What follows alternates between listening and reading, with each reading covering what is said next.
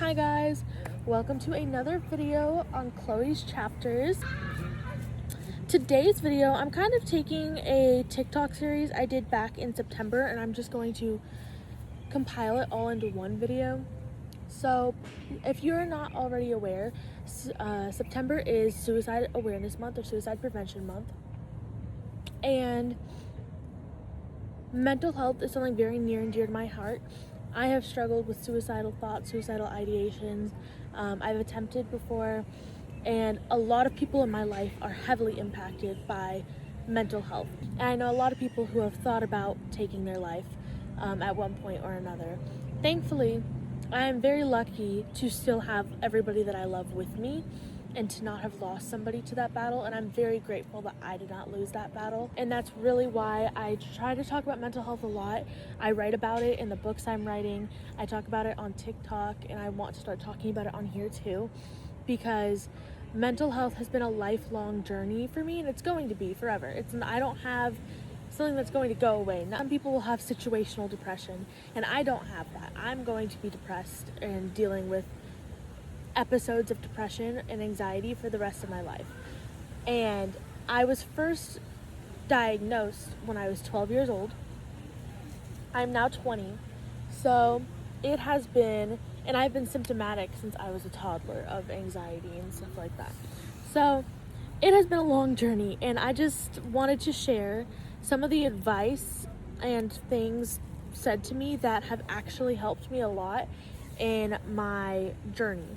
Specifically, a lot of these are tips that I resisted at first, because when I was first beginning to receive treatment for my mental health, especially at the most intense points of my treatment, the ages of like 15 to 17 or 18, I just did not believe that there was anything that would help me, because to me, all of these suggestions, first of all, I was looking for a cure, and there is no cure. But all of these suggestions given to me seemed so simple that the concept of them actually doing anything and helping me just was too absurd, because I know my mind, and I know that mental illness is too complex to ever be solved by one thing or another. And it wasn't until I started doing these things reluctantly that I began to understand that there is no curing what is wrong with me, but I can cope. They're coping mechanisms. That's what they are. Sorry, there's a bug around me. They are tools in my toolbox, as my counselor once said. So I'm just going to share some of my tools with you and some of the things I've learned. Number one, this was the one I hated the most, so we're starting off strong, was exercise. I have been told this, and that this helps with depression and with anxiety forever. I remember being told it for the first time by my dad when I was like 10 or 11, and I hated it so much I can't even put into words, because I was like, I move every single day, like what, there's no way that this could help. And again, I was looking for a cure. I wanted to fix what was wrong with me, and I didn't understand that this is not about fixing, it's about coping. And when I started going to the gym regularly for the first time, I was 17. I had just turned 17, and a friend of mine was bringing me with him. When I felt that kind of rush of endorphins for the first time after going to the gym for a couple hours with him, when I felt it and I didn't feel like crap the rest of the day, it was just kind of like an oh moment, and I was like, maybe I am thinking about this the wrong way. Maybe I should listen to what people are telling me. So I'm not gonna act like I'm super athletic or super consistent, but I do try to prioritize some form of movement in my everyday life, especially when I'm going into a really bad episode or when I'm very, very anxious or very depressed.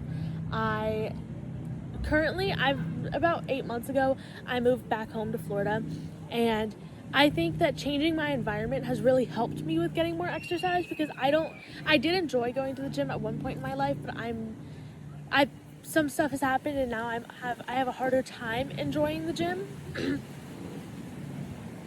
So I've been trying to find, I really hope you can hear me over the wind. Oh, you're being blown away. So for me, part of being able to exercise to help with all of this is living somewhere where I want to exercise. Wait. Can you guys see the way the sun is glittering off the water? I really hope you can. Like right there. Sorry, I've seen that description in books before, and I don't think I've ever like witnessed it in this until this moment. But anyways, moving to Florida helped me so much because I live in a beautiful area. The weather is relatively nice, and I just enjoy being outside here. So I go for walks, I go paddle boarding, I go swimming because there's a pool in my neighborhood. That's where everybody that you're hearing is at. And I have places like this where I can sit and just enjoy being outdoors. It doesn't have to be anything intense. It can be a quarter-mile walk. It can be less than that. Just something to move yourself around. Kind of leading into it next is being outside. So I actually had a therapist who would conduct all of our sessions outside because it had such a vast impact on my mindset. And again, was a huge part of me moving back to Florida. Was the part of there are beautiful parts of Texas, but the part of Texas I lived in did not have many beautiful parts. It was a lot of smog and pollution, and it just wasn't very pretty. There wasn't much to look at, and I've always enjoyed nature because my mom's in love with being outside, and I grew up camping and hiking and all of these things. I've always loved nature, but it was hard to love it and to walk around when there just wasn't much of it. I lived in such an urban area. Everything was gray. You couldn't see the stars at night. The sky was never clear. It was just miserable. So a huge motivator for moving back to Florida for me was knowing that I was going to enjoy the outside a lot more. And 8 months in, I definitely feel a much bigger difference. And on days like today where I've just finished a 6-day work week, so I've not really been outside much the last few days because I've been so tired after work and I just wanted to curl up in bed.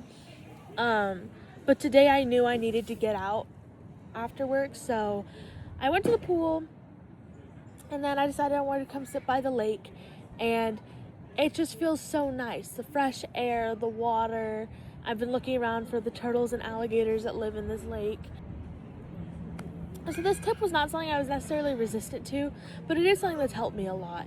And it's one of my favorite bits to share with people is just going outside, because I don't think I know anybody that can't appreciate a clear day and a nice breeze or the sun on your skin. There's something about like feeling it all that really grounds me.